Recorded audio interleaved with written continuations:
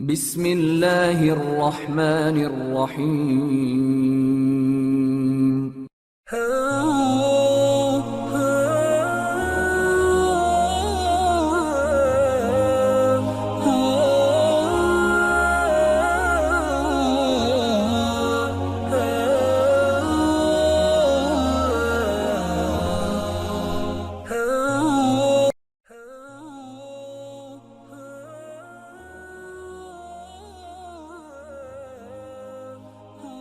نبی کریم علیہ الصلوۃ والسلام کی ذات اقدس کے حوالے سے سلسلہ پنجتنی نے نوجوان نسل کی بہتر رہنمائی اور آگاہی کے لیے ایک سلسلہ وار پروگرام فوق البشر کی عنوان سے ترتیب دیا ہے۔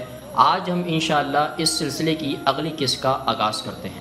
بی بی حلیمہ کی زبانی جو روایت ہے یا جو ان سے منسوب ہے، اس میں کہیں بھی حلیمہ اور نہ ہی ان کے شوہر نے اس واقعے کو فوق الفطرت سمجھا۔ انہوں نے اپنے بیٹے کے بیان کردہ واقعات پر بھی کان نہیں دھرے، بلکہ انہوں نے معقول والدین کی طرح اس کو بچے کے تخیل کی کارستانی سمجھا۔ علمی لوگوں کی طرح انہوں نے آپ علیہ الصلوۃ والسلام کی اس کیفیت کو بیماری سے جوڑ دیا۔ ہم نبی کریم علیہ الصلوۃ والسلام کو واپس خیمے میں لے آئے۔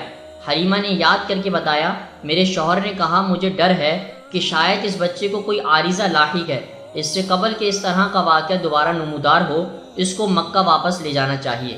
ان کو جو اصل ڈر یہ تھا کہ خدا را خواستہ آپ علیہ الصلوۃ والسلام پر کسی جن کا سایہ نہ ہو گیا ہو۔ وہ کہتی ہیں مجھے ڈر ہوا کہ بیماری نبی کریم علیہ السلام کو آن لے گی۔ گو اس واقعے میں آپ علیہ الصلوۃ والسلام کی ڈاکٹر کے سامنے کرسی پر بیٹھے کسی مریض کی طرح تشخیص کرنا مضحکہ خیز بات ہے، مگر جو معلومات میسر ہے ان کی بنیاد پر چند لوگوں نے یہ رائے قائم کی ہے کہ شاید آپ علیہ الصلوۃ والسلام کو مرگی کی بیماری تھی، مگر یہ صائب رائے نہیں ہے، کیونکہ یہ تو طے ہے کہ نبی کریم علیہ الصلوۃ والسلام کے ساتھ اس طرح کا واقعہ زندگی میں صرف ایک آدھ بار پیش آیا ہو۔ ویسے بھی اگر ان کی مرگی یا اس طرح کی کوئی اور بیماری لاحق ہوتی تو مکہ میں ان کے مخالفین اس بات کو ضرور اچھالتے، ان کی دماغی حالت کا ضرور تذکرہ کرتے، جیسا کہ مخالفین نے آپ علیہ الصلوۃ والسلام کی تعلیمات اور دعوی نبوت کو جھٹلانے کے لیے کئی حربے استعمال کیے۔ مشہور کیا گیا کہ نبی کریم علیہ الصلوۃ والسلام فضول قصے گھڑتے ہیں، جھوٹے ہیں یا پھر کوئی جادوگر یا ساحر ہیں۔ انہوں نے بہرحال کبھی آپ علیہ السلام کی اس بیماری کا کبھی ذکر نہیں کیا، اس بات کو نہیں اچھالا۔ قصہ مختصر آخر میں اس ملکوتی مداخلت کا ایک ہی مقصد باقی رہ جاتا ہے جو خالصتاً دنیاوی ہے۔ یہ اعلیٰ داستان بیان کو آگے بڑھانے کی سبیل ہے۔ اس واقعے کے باعث آپ علیہ السلام کو مکہ واپس جانا پڑا۔ مسلمانوں کے لیے واقعہ آپ علیہ السلام کی مکہ واپسی کی دلیل کے طور پر کافی ہو سکتا ہے، مگر کچھ اور وجوہات اور زمینی حقائق بھی ہیں جو بہرحال اٹل ہیں، جیسے ابھی تک حضرت آمنہ اور بنی ہاشم کی قسمت جوں کی تو تھی بلکہ شاید بگڑ رہی تھی اور اس میں کسی بہتری کی کوئی امید نظر نہیں آ رہی تھی۔